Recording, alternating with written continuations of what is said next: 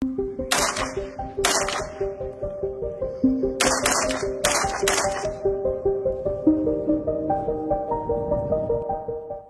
Mata-Mata Israel Mossad mendadak berani menolak perintah Perdana Menteri Benjamin Netanyahu untuk melakukan operasi darat yang bertujuan membunuh pemimpin Hamas. Menurut Mossad, keputusan ini dilakukan lantaran khawatir tindakan itu bisa mengganggu perundingan gencatan senjata. Penolakan tersebut disampaikan langsung oleh Kepala Staf IDF Eyal Zamir, Kepala Mossad David Barnea, dan Penasehat Keamanan Nasional Tzachi Hanegbi.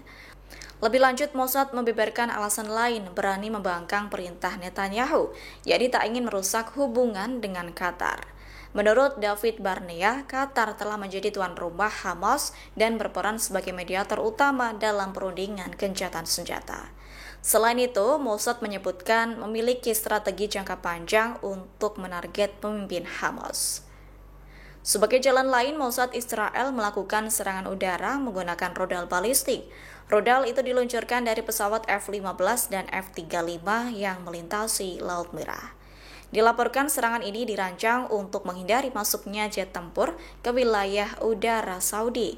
Tak hanya itu, serangan ini dilakukan untuk meminimalkan risiko korban sipil di Doha. Namun, serangan ini jelas gagal membunuh pemimpin Hamas. Terbukti pemimpin Hamas, Khalil al-Hayya, masih hidup dan menghadiri pemakaman untuk putranya yang gugur.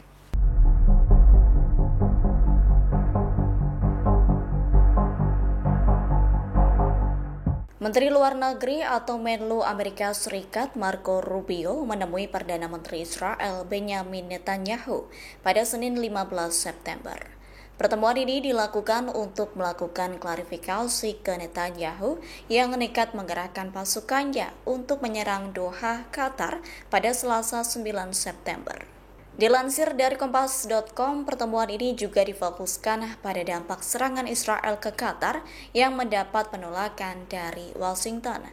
Selain itu juga perlu untuk membahas soal penyelesaian diplomatik demi mencapai gencatan senjata di Gaza yang dilanda perang. Marco Rubio menyebut meski Amerika Serikat tak suka dengan langkah Netanyahu ini, ia menyebut hubungannya dengan Tel Aviv tetap baik. Lanjut, Rubio menekankan pertemuannya dengan Netanyahu akan membicarakan rencana militer Israel merebut kota Gaza, serta kebijakan pemerintah mencaplok sebagian wilayah di tepi barat.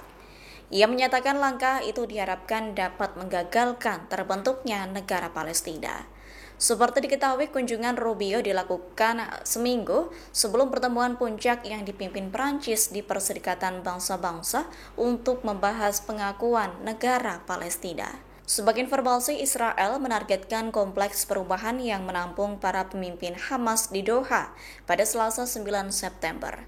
Akibatnya, serangan itu menewaskan 5 anggota Hamas dan seorang pejabat keamanan Qatar.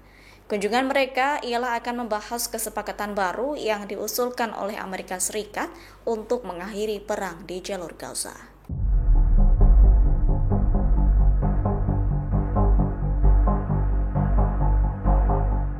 Dilaporkan serangan Israel yang menyasar Qatar tak akan mempengaruhi hubungan Amerika Serikat dan Zionis. Menteri Luar Negeri Amerika Serikat Marco Rubio menyatakan bahwa hubungan antara Tel Aviv dan Washington tetap akan baik. Hubungan kedua negara itu tetap harmonis, namun Marco Rubio mengklaim tetap perlu berdiskusi dengan Israel. Pasalnya, dampak perang Israel ke Doha, Qatar cukup signifikan. Selain itu, menurutnya juga perlu untuk penyelesaian diplomatik demi mencapai gencatan senjata di Gaza yang dilanda perang. Sebagai informasi, Israel menargetkan kompleks perumahan di Doha pada Selasa 9 September 2025. Pasalnya, perumahan itu menampung para pemimpin Hamas. Akibatnya, serangan itu menewaskan 5 anggota Hamas dan seorang pejabat keamanan Qatar. Yakni mereka tengah membahas kesepakatan baru yang diusulkan oleh Amerika Serikat untuk mengakhiri perang di Gaza. Saat itu, Qatar bersama dengan Amerika Serikat dan Mesir menjadi mediator dalam negosiasi untuk mengakhiri perang. Download Tribun X sekarang, menghadirkan lokal menjadi Indonesia.